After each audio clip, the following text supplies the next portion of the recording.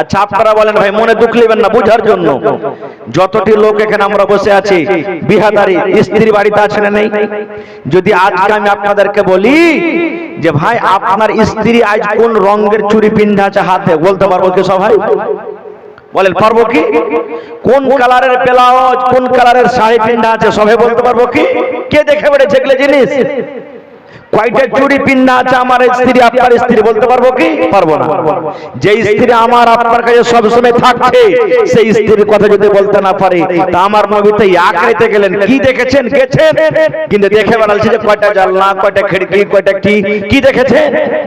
এবার নবী বলছেন আল্লাহ, আজ মনে হয় আমি আবু জাহলের সামনে লজ্জিত হয়ে যাব, কিন্তু আল্লাহ রাব্বুল আলামিন আমার নবীকে লজ্জিত হতে করবেন না। আল্লাহ জিবরিল ফেরেশতাকে বললেন, জিবরিল রে, আমার নবী বিপদে পড়ে গেছে, আমার নবীকে আবু জাহল এমন ভাবে প্রশ্ন করেছে, আমার নবীর কাছে জবাব নাই। এই জন্য তুমি কি করো, ওই মসজিদে, ফিলিস্তিনের মসজিদ, মসজিদ আকসাকে আমার নবীর সামনে তুমি রেখে দাও, ফটোটা আমার নবীর সামনে করে দাও।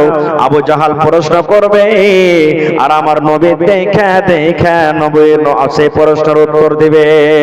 আজকে আমার আপনার বিশ্বাস হয় না, ওরে সুবহানাল্লাহ, কেমন করে ফটোটা আনবে?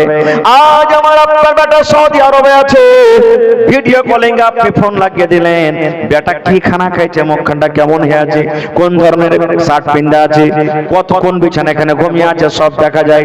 এটা দূরের কথা, এত উঁচাতে, সুবহানাল্লাহ, এত উঁচাতে চান। আজকে দেখবেন কিছুদিন আগে, গত বছর, যারা বৈজ্ঞানিক এমন রোবট, এমন একটা জিনিস তৈরি করেছে, হাতের এমন আছে, আর চাঁদের ওপর পর্যন্ত পৌঁছে দিয়েছিল, আর চাঁদের ওপরে কি আছে ছবি তুলে তুলে দুনিয়াতে পাঠিয়ে দেয়। পাঠায়নি? মানুষ ওখানে এতখানি করতে পারে, আল্লাহ তাবারাক ওয়া তাআলা কেন নবীর সামনে ওই ফিলিস্তিনের মসজিদ, মসজিদ আকসা কেন নবীর সামনে দিতে পারবে না? আমার নবী দেখে দেখে জবাব দিলেন। আবু জাহাল কিন্তু মুখখানটা ছোট বড় হয়ে ওখান থেকে চলে গেল। ভাই আমার বলার উদ্দেশ্য হলো যে নবীটা আল্লাহ তাবারাক ওয়া তাআলার কাছে এত দামি, এত প্যারা জিনিস, আল্লাহুস সামাদ, যে সব জিনিস, সব ইবাদত বন্দেগী, আহকাম বিধান জমিনের উপরে, কিন্তু নামাজের ব্যাপারে যখন এলো আল্লাহ তাআলা নিজে ডেকে দিলেন। তাহলে বুঝতে হবে নামাজের দামটা আল্লাহ তাআলার কাছে। নবী আমার বসে আছেন, মনে মনে বলছেন আল্লাহ, আবু বকর মনে হয় আমার আজকে কথা মানবে কি মানবে না। এবার আবু বকর বললেন, ইয়া রাসূলুল্লাহ, আবু জাহাল যে কথাটা বলেছে সত্য না মিথ্যা? আমার আপনার নবী মুহাম্মদ সাল্লাল্লাহু আলাইহি ওয়াসাল্লাম বলছেন, আবু বকর রে, সত্য রে আবু বকর, সত্য। আল্লাহ রাব্বুল আলামিন আমাকে মক্কা থেকে নিয়ে ফিলিস্তিনের মসজিদ, ওখানে 2 রাকাত নামাজ পড়লাম, আর ওখান থেকে 7 আকাশের উপরে জান্নাত জাহান্নাম সবকিছু দেখে আবার আমি এক কারেতে ঘুরে এসেছি। যখন কথাটা বলা, এবার হযরত আবু বকর রাদিয়াল্লাহু তাআলা আনহু বলছেন, আবু জাহাল শুন, আবু জাহাল তুই শোন রে, আবু জাহাল তুই শোন, আমি তোর মুখ থেকে শুনেছিলাম কিন্তু আমি তোর কথাটা মানিনি, তোর মুখ থেকে আমি শুনেছিলাম, তোর কথাটা আমি মানি রে আবু জাহাল শোন। কিন্তু আমার নবী যখন বলে দিয়েছেন আমি তার কথা মেনে নিলাম। আমার নবী সত্য বলেছেন, আমার নবী কোনোদিন মিথ্যা কথা বলতে পারে না। আবু জাহাল রে শোন, ইয়ার থেকে বড় বড় ঘটনা আমি কিন্তু বিশ্বাস করেছি। আমার নবী বলেছেন, আল্লাহ বলেন এক, জীবনে আল্লাহকে দেখিনি তবে এক বলে মেনে নিয়েছি। হযরত আবু বকর বলেন, জান্নাত জাহান্নাম আছে, জীবনে কোনোদিন দেখিনি কিন্তু জাহান্নাম জান্নাত বলে স্বীকার করেছি, বিশ্বাস করেছি। আবু জাহাল শোন, আমার নবী বললেন, এক রাতে সব ঘুরে এসেছি, আমি নবীর প্রতি ঈমান আনলাম, আমি নবীর কথার পরে বিশ্বাস করলাম, সত্য আমার নবী এক রাতে কিন্তু সব থেকে ঘুরে এসেছেন। যেমন কথাটা বলা, আমার নবী এইবার আবু বকরকে বলছেন, আবু বকর রে, আজ থেকে তোমার নাম আবু বকর নয়, আজ থেকে মানুষেরা তোমাকে আবু বকর বলে ডাকবে না, আজ থেকে তোমাকে সিদ্দিক বলে ডাকবে। যখনই তোমার নাম আসবে তোমাকে বলবে আবু বকর সিদ্দিক। নারে তাকবীর! সেদিন থেকে আবু বকরের নাম আবু বকর সিদ্দিক রাদিয়াল্লাহু তাআলা আনহু হয়ে গেল। কি হয়েছে জি ভাই, এরকম কেন খাচকু হয়েছে আপনার গায়ে? হায় আল্লাহ, কোন পচা মেয়ে এনেছেন আপনারা তো আল্লাহ জানছে। ভাই আমার, তবে যখন হযরত আবু বকর রাদিয়াল্লাহু তাআলা আনহু বিশ্বাস করে নিলেন, মেনে নিলেন যে আমার নবী এক রাতে সব কিছু দেখে এসেছেন, আল্লাহুস সামাদ। তখন আবু জাহালের মুখটা কিন্তু একবারে ছোট বড় হইতে লাগলো। আরে আমি তো ভাবছিলাম যে নবীকে আজকে খেপা বানাবো, তো খেপা তো বললো না। তখন নবীকে একটু ব্যাড় দিয়ে সওয়াল করতে লাগলো, কি জানেন? বলছে এই মোহাম্মদ ভাতিজা, একটা আর প্রশ্ন করবো। বলছে কি? বলছে তুমি তো বললে এখনই যে একাই আমি ফিলিস্তিনের মসজিদ দেখে এসেছি, তো মসজিদে কয়টা দুয়ার আছে, কয়টা গেট আছে, তুমি বলো তো একটু। আচ্ছা আপনারা বলেন ভাই, মনে দুঃখ নেবেন না, বুঝার জন্য। যতটি লোক এখানে আমরা বসে আছি, বিহাদারি স্ত্রী বাড়িতে আছে না নেই?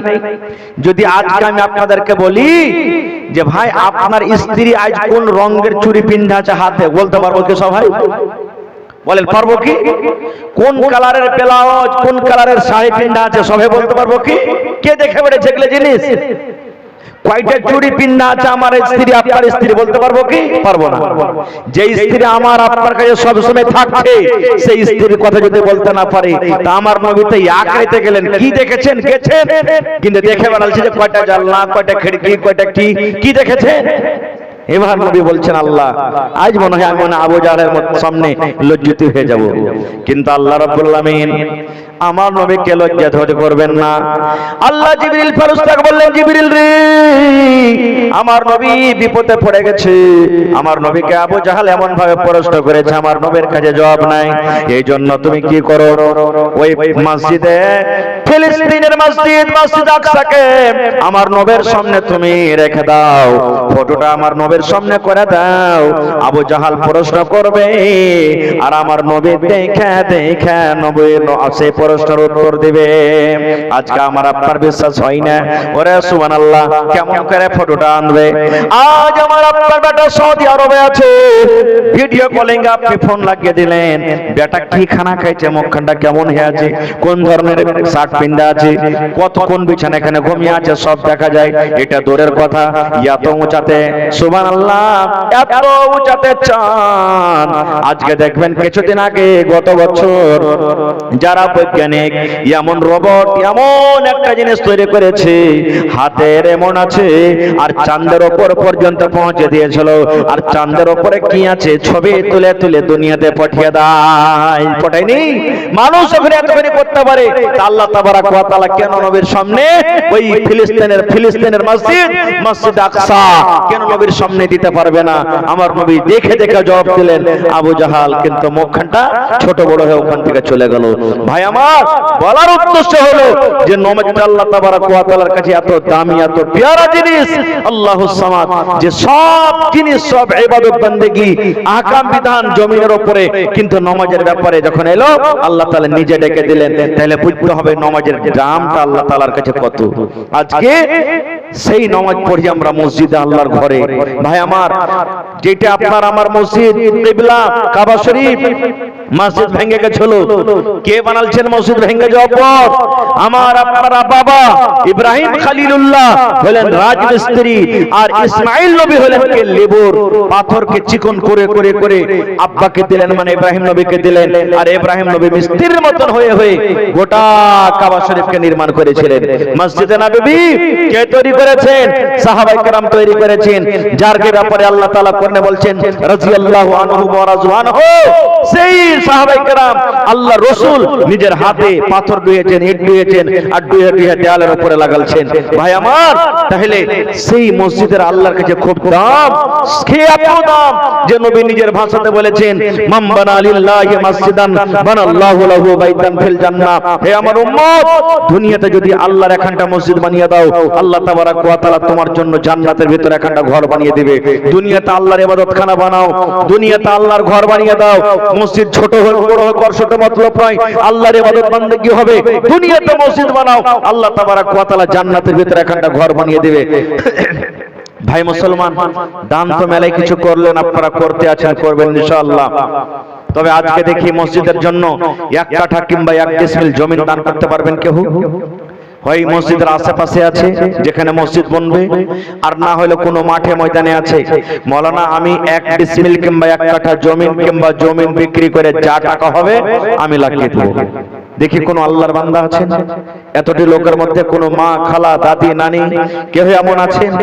দেখি আল্লাহ রসুলের জামানাতে যেমন মহিলারা নিজের গলার হার ফেলে দান করেছিলেন, সুবহানাল্লাহ, নাকের কানের হাঙ্কি যা ছিল দান করে দিয়েছিলেন।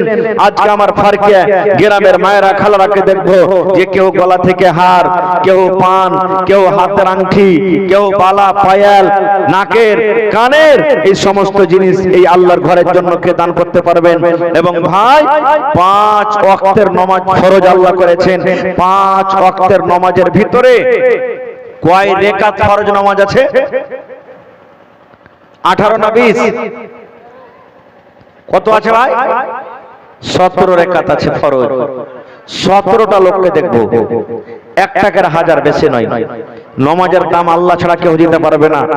তবে নমাজ পড়ি কিংবা নাই পড়ি তার মান সম্মান আমরা সবাই করি, নাকি? নমাজ পড়ি না আলাদা কথা, গাফিল হয়ে থাকছি, কিন্তু থাকতে হবে না ভাই। দেখি 17টা লোককে আমি নিব, 1000 টাকা করে টাকা। যদি ভারী হয় দুজনে দিবেন 500 করে। আমি একটা রাকাত মনে করব তাকে। দেখি কোন ভাই 2 রাকাতের দাম দিবেন 2000 টাকা, কোন ভাই 3 রাকাতের দাম দিবেন 3000, কোন ভাই ফজরের জোড়া দিয়ে দিলেন 2000, কেউ আসরের জোড়া দিয়ে দিলেন, কেউ মাগরিবের দিয়ে দিলেন, কেউ এশারের দিয়ে দিলেন। যদি পারেন 17000 টাকা, যদি পারেন তো একাই কেউ দিয়ে দিতে পারেন। দেখি কোন আল্লাহর বান্দা আছেন? আমার হাতে 2 জন 2000 টাকা দিয়েছেন। একজন আমার নানাজান কে মন্ডলজি সাহেব, কি ওর নাম? মুদাসসির সাহেব 5000 টাকা দিয়েছেন।